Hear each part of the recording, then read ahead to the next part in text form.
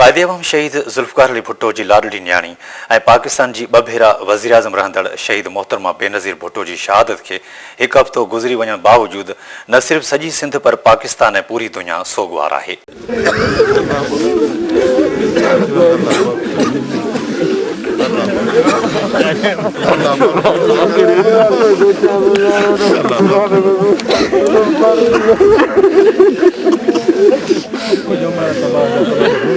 उहा 27 डिसंबर जी बदनसीब शाम हुई जॾहिं टीवी चैनल्स ते शहीद मोहतरमा बेनज़ीर भुट्टो जी शहादत जी ख़बर आवाम ताईं पहुती त अवामी रद्द अमल जो हिकु तूफ़ान बर्पा थी वियो। सॼे पाकिस्तान ख़ासि तौर सिंध वांगुरु टंडे मोहम्मद ख़ान ज़िले जी अवाम बि पंहिंजी महबूब लीडर जी शहादत जो ॿुधी आलियुनि अखियुनि सां रोड ऐं रस्तनि ते निकिरी एहतिजाज कयो। एहतिजाज कंदड़ हज़ारे माण्हुनि में ॾोहारी क़िस्म जा कुझु माण्हू बि शामिल थी विया जिन शहीद मोहतरमा बेनज़ीर भुट्टो जे ग़म ॾुख ऐं कावड़ जो फ़ाइदो वठंदे फुर लुट कई। टंडे मोहम्मद ख़ान ज़िले में नामालूम माण्हुनि एहतिजाज दौरान ज़िले जे लॻभॻि समूरनि सरकारी आफ़ीसुनि खे बाहियूं ॾेई साड़े छॾियो।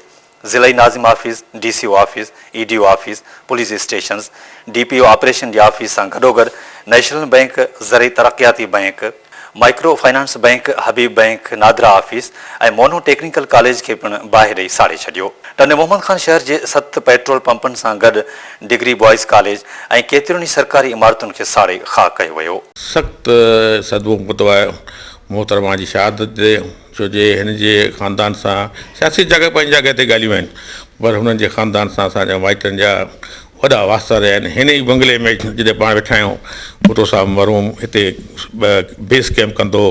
हितां 70 वारी इलेक्शन जूं कैंपूं हलंदी हुयूं।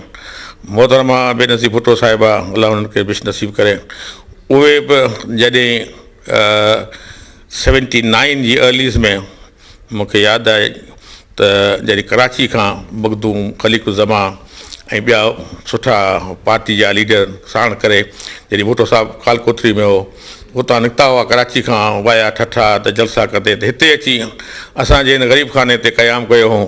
असांजी अंदरि हवेलियुनि में, कोर्ट जे अंदरि मुंहिंजी वालदा मरहूमा वालदा जे मेज़बानी में हुते स्टे कयो हुओ।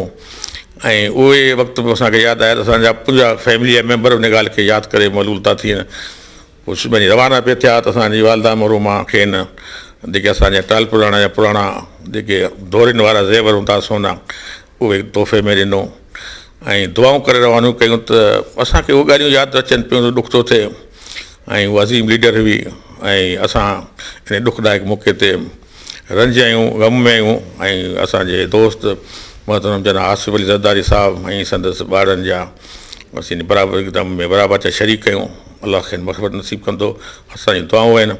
ऐं ॿियो जेसि ताणी शहर जो माहौल जो तालुक़ु आहे, यकीनन असांखे हिन में को शक कोन्हे त टंडो मीर मोहम्मद ख़ान जेको उन में का अख़ुआ न हूंदी जंहिंजा आंसू न हुजनि मोहतरमा जी शहादत ते। ऐं पर कुझु जेके वाक़ियात थिया आहिनि, जेके अणवणंदड़ आहिनि, जिन में शहरी इमलाक खे नुक़सानु पहुचायो वियो आहे, या हिते म्यूनिसिपल एडमिनिस्ट्रेशन जी गाॾियूं कचरनि वारियूं, ट्रैक्टर, ट्रालियूं, फायर ब्रिगेड खे साड़ियो वियो आहे, प्राइवेट माण्हुनि जा नुक़सान थिया आहिनि, पेट्रोल पंपनि खे लुटियो वियो आहे। उहो ॾुखदायक वाक़िया आहिनि। ईअं न हुअणु खपे। हीउ अमन जो शहर आहे। ऐं सभिनी खे अर्ज़ु कंदुसि त महिरबानी करे हिते अमन जो शहर आहे, हिन खे पाण इन में क़ाइमु रखूं। ॾुख हर इंसान खे आहे, उहा अखि काली कान्हे जंहिंमें पाणी न हुजे। असां बि उन ॻाल्हि में बिल्कुलु बराबरि जा शरीक कयूं।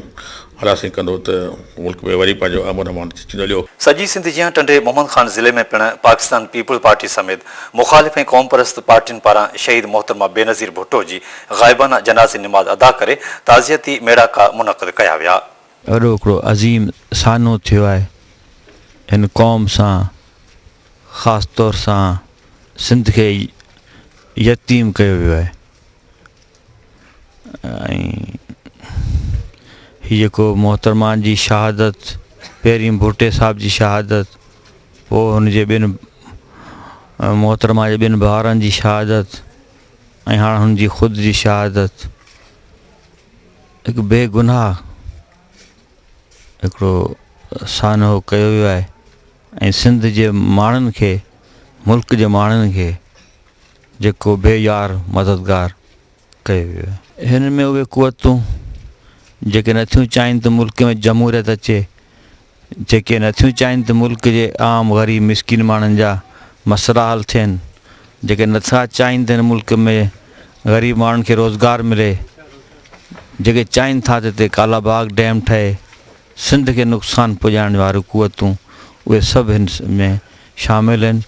जिन मोहतरमा जो हेॾो वॾो हिते पाकिस्तान में अचण ते इस्तक़बाल, हुनजा जलसा ॾिसी हुन में मायूसी पैदा थी ऐं हुननि जेको सो ही हिकु अज़ीम सान हो। न सिर्फ़ पाकिस्तान पीपल्स पार्टी ऐं मुख़ालिफ़ धुर पर मुस्लिम लीग काफ पारां पिणु शहीद मोहतरमा बेनज़ीर भुट्टो जी ग़ाइबाना जनाज़े निमाज़ अदा करे ताज़ियती मेड़ाका मुनक़द कया विया। बेनज़ीर साहिबा तमामु सुठी लीडर हुई, सुठी अॻुवाण हुई ऐं भुट्टो फैमिली सां असांजा तमामु पुराणा वास्ता आहिनि। सियासत में असां किथे बि हुजूं पर ख़ानदानी हिसाब सां उन्हनि जी इज़त हुई ऐं इंटरनेशनल लीडर हुई बेनज़ीर साहिबा। ऐं औरत जे नाते उनखे शहीद करणु तमामु इस्लामी या सिंधी हिसाब सां तमामु ख़राबु ॻाल्हि आहे। ऐं असां उन में 10 ॾींहंनि जो सोग जो ऐलान कयो आहे ऐं उन में हर शइ असां ॾुख में उनजे औलाद सां या उनजे वर सां आसू ज़रदारी साहिब सां या जेके ॿिया उनजा पेरेंट्स आहिनि उन्हनि सां बराबरि जा ॾुख में शरीक आहियूं। ख़ासि तरह सां जेके पीपल्स पार्टी जा वर्कर उहिदेदार उन्हनि सां बि असां ओतिरा ई ॾुख में शरीक आहियूं जेतिरा हू पाण ॾुखायल आहिनि। पाकिस्तान पीपल पार्टी जी क़यादत तोड़े कारकुन जिते अञा शहीद मोहतरमा बेनज़ीर भुट्टो जी शहादत जे ॾुख मां संभलिजी न सघिया आहिनि, मथां वरी पुलिस पारां विगोड़ कराइण जे इल्ज़ाम हेठि कारकुन खे गिरफ़्तारी जो मुंहुं ॾिसणो पइजी रहियो आहे। टन मोहम्मद ख़ान पुलिस पारां हिन वक़्तु 41 PP कारकुन खे गिरफ़्तार कयो वियो आहे, जिन बाबति पुलिस जी दावा आहे त उहे विगोड़नि में मुलविस आहिनि। टन मोहम्मद ख़ान पुलिस पारां सरकारी इमारतुनि खे बाहियूं तोड़े विगोड़नि जा 87 खां वधीक केस 17,000 नामालूम माण्हुनि ख़िलाफ़ दाख़िल कया विया आहिनि। ज़रूरत इन ॻाल्हि जी आहे त विगोड़नि जी सही जांच करे मुलविस जवाबदारनि खे गिरफ़्तार करण सां गॾोगॾु मुतासिर अवाम खे इंसाफ़ फ़राहम कयो वञे।